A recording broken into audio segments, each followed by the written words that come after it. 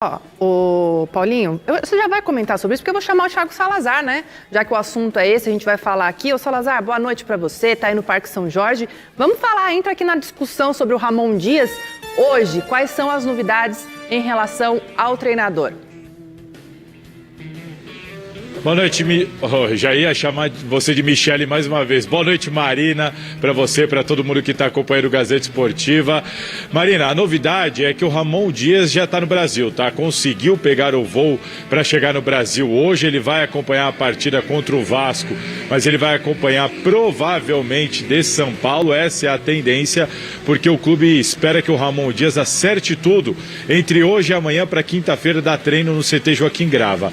Essa é a intenção da diretoria do Corinthians. Então, o primeiro fato novo é que o Ramon Dias já está no Brasil, desembarcou hoje por aqui. A tendência, se tudo se confirmar do jeito que está acontecendo, é de que ele já comande o time contra o Criciúma terça-feira que vem. Lembrando, não vai ter rodada no final de semana, o Corinthians vai pegar o Criciúma na Neoquímica Arena na terça-feira, e aí o jogo deve marcar a estreia de Ramon Dias, ele do filho dele, Emiliano Dias, que vai ser o auxiliar, ambos oriundos aí do Vasco, do nosso grande José Paes.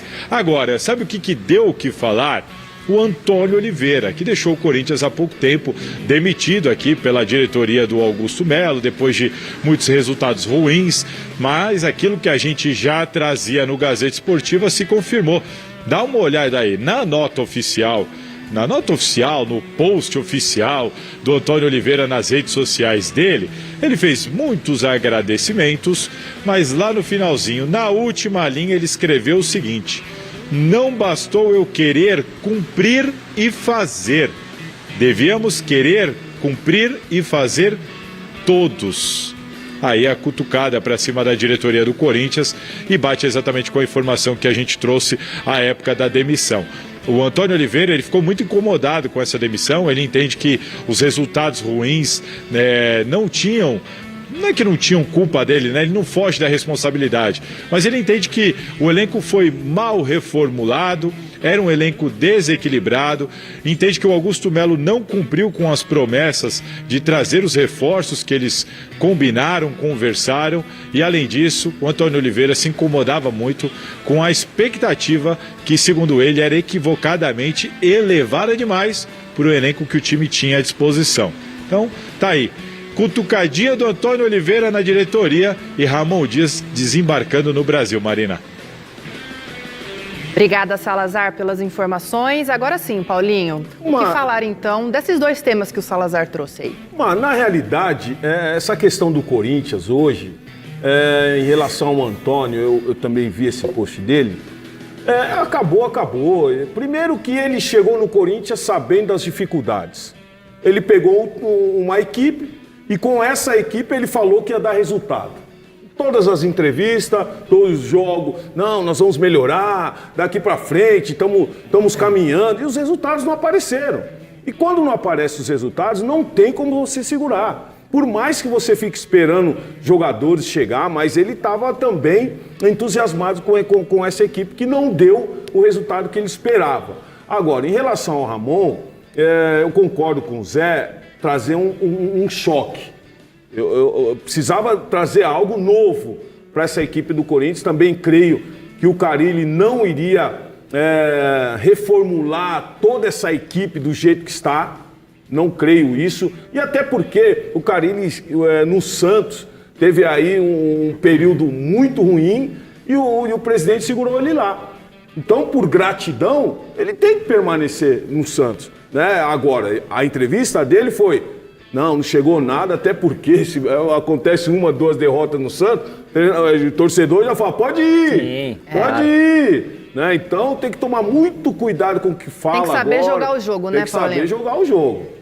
O Corinthians, ele de fato é uma reformulação mal feita do elenco. Como disse aí o Salazar, o Antônio Oliveira, ele tem sim a sua parcela de culpa porque era o treinador do time. Isso não tem como você tirar dele.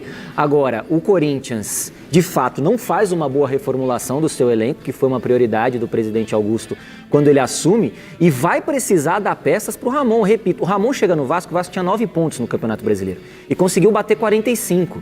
Mas bateu 45 porque, repito, trouxe caras que decidiam jogos. E se você não tem jogador que decide jogo, você vai abrir a geladeira, você quer fazer um omelete, não tem ovo. Como é que você faz o omelete, gente? Então não tem como. O Corinthians precisa dar peças para que o Ramon Dias faça o seu trabalho. É bom treinador, é rodado, tem experiência, conhece de bola. Mas vai precisar de material humano se quiser ajudar o Corinthians nessa fase. Outra coisa, também é muito bom salientar, ele está vindo da situação que o Corinthians se encontra hoje. Ou seja, já sabe de tudo. Ou seja, já sabe do jeito que está o Corinthians. Mas prometeram alguma coisa para ele em relação ao jogador? A gente não sabe. Não sei se prometeram ou não. Pelo menos ele está vindo do jeito que está. Ah, tá vindo? Então falou, não, eu topo, vou fazer um negócio acontecer, porque ali agora a gente fazer sabe, um negócio acontecer. O problema é assim, quando a situação tá difícil, a gente sabe como é que funciona o futebol. O dinheiro surge. Lá no Vasco foi isso, aí dá 1 milhão para um, 1 milhão para outro, 1,5 milhão para... Contrata lá 3 caras que vão... Agora, vão fazer isso no Corinthians? Vão contratar jogador? Jogador bom é jogador caro. A gente sabe que isso acontece. Falaram de 2 nomezinhos aí que a gente vai não sei falar. Se é jogador para a gente vai falar desses nomes aí, Paulinho, daqui a pouquinho, tá? Você vai ver só. E agora, bem, gente, a gente vai falar de novo com o Thiago Salazar, é isso? Salazar, volta pra cá então. Mais um contato com você aí direto do Parque São Jorge.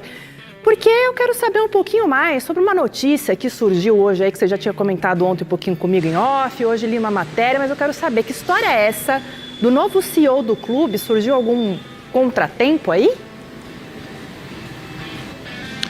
Pois é, Marina, por essa acho que poucos esperavam, né? No último dia 3, há uma semana, o Corinthians anunciou oficialmente o Fred Luz como CEO do clube.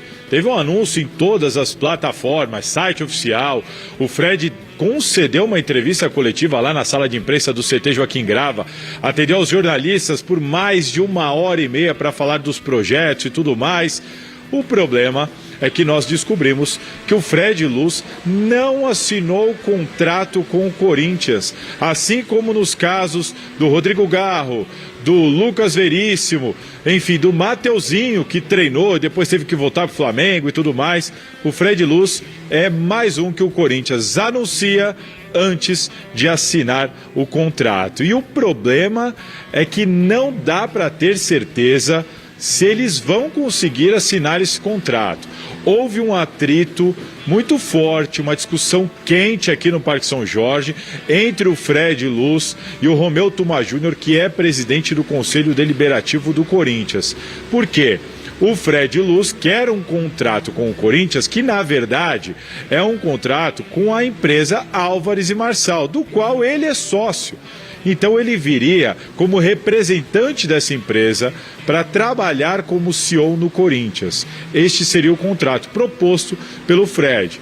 E aqui o Conselho Deliberativo e o Compliance, eles estão avaliando isso e a princípio não gostam, não concordam, entendem que o Corinthians tem que firmar um contrato com uma pessoa física, não com uma pessoa jurídica que, em caso de qualquer problema, não vai poder responder pelos atos deste CEO. Isso está dando um baita de um problema. O contrato está parado lá no Compliance, no departamento jurídico. E eu sei aqui, apurando, que se não tiver mudança, se essas cláusulas não mudarem, o Conselho e o Compliance não devem aprovar a contratação do Fred Luz, que está do outro lado também batendo o pé, dizendo que só assina se for desse jeito. Enfim, problema para o Augusto Melo, que ou vai ter que assinar e correr um risco aí de colocar o clube em risco e também perder apoio político e assinar o contrato e ponto final, ou então voltar atrás e ir atrás de outro nome e assumir mais uma vez o erro de ter anunciado alguém antes de ter concretizado as assinaturas dos contratos. Olha o tamanho do problema. Pela 3ª ou 4ª vez o Corinthians está vivendo por, talvez, falta de precaução com esses detalhes finais, como a gente costuma falar, né, Marina? Olha, Salazar, não sei, viu? Gente, eu vou jogar aqui, ó. Paulo, você primeiro, porque essa notícia aqui vou jogar batata quente aqui. Gente, é questão de não só falta de preparo, né, Paulinho? Eu sempre disse que o futebol, ele requer profissionalismo. E isso por todas as partes. E de uns anos para cá, todas as equipes que se profissionalizarem vão buscar resultados positivos. Nós já estamos vendo aí o Palmeiras, estamos vendo o próprio Flamengo há alguns anos, o Cruzeiro está se profissionalizando, né, times recentes aí. E infelizmente nós vemos toda essa situação do Corinthians, essa transição aí de ano, de gestão de uma para outra, que o profissionalismo não existe, né? E eu fico muito triste por causa disso, porque o que nós mais esperamos é de um clube que se profissionalize e que passe para o torcedor segurança. E essa segurança, infelizmente, o torcedor corintiano hoje não tem, né? Pelos episódios que estão acontecendo, pelos episódios que aconteceram agora no final de semana. Né, Paulo? Esse que é o problema. E é outra coisa, né? Quando o resultado não aparece, esses momentos de gestão aparecem mais ainda, né? Dão um salto maior.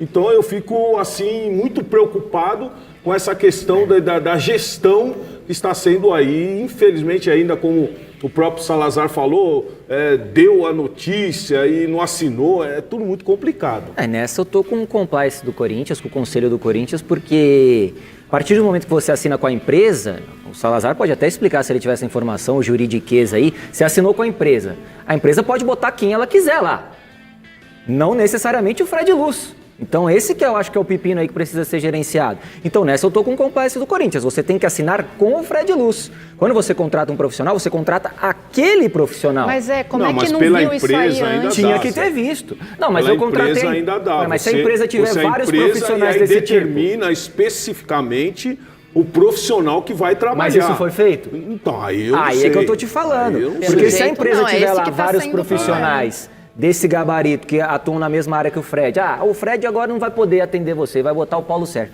Então assim, eu não contratei o Paulo Sérgio, eu contratei o Fred. Então você tem que fechar um contrato com o Fred, pessoa física. Nessa eu tô com o compliance do Corinthians. Sim. Eu acho que é o mais correto a se fazer. Agora, no Corinthians, nos últimos anos, nos últimos dias, nos últimos meses, nada parece dar certo. Tudo parece ter um negocinho, que o negócio não vai pra frente. Aí complica, cara. É o profissionalismo que o Paulo tá falando. A apresentação, né, do Fred Luz foi muito boa. Acho que ela, né, acendeu aí no corintiano uma esperança muito boa. Daí quando vem uma notícia dessa, não, ele tem capacidade técnica. É um cara que tem um currículo muito grande, um cara experiente no futebol. Só precisa amarrar direito esse contrato, porque senão não fica legal. Gente... Vamos mudar aqui um pouquinho a página, porque o Palmeiras vai fazer um último contato aqui com o Thiago Salazar. Salazar volta aqui para a nossa conversa para atualizar o mercado da bola do Timão. Tem novidades nesse quesito? Olha, o Corinthians está tentando, né? Está monitorando, tem conversas avançadas com alguns jogadores. O que a gente soube, inclusive, durante essa semana é que muitas dessas conversas foram paralisadas por causa da busca do treinador. Depois da definição pelo Ramon Dias, o Corinthians agora quer sentar e entender com o Ramon Dias, sabe aquela situação de mostrar para o técnico, olha, tem uma situação avançada para trazer esse, para vender aquele, por exemplo, o Fausto Vera, que estava de saída, mas e se o Ramon quiser ele aqui? Né? Tem situação avançada, por exemplo, com o Charles, mas e se o Ramon não quiser o Charles, sabe? Então... o Corinthians vai aguardar mais um pouco, sentar com o Ramon Dias para saber se avança ou se não avança em algumas situações. Mas temos 3 informações aqui importantes para o torcedor do Corinthians. A primeira, os argentinos querem levar Rodrigo Garro. O River Plate já manifestou interesse ao staff do jogador.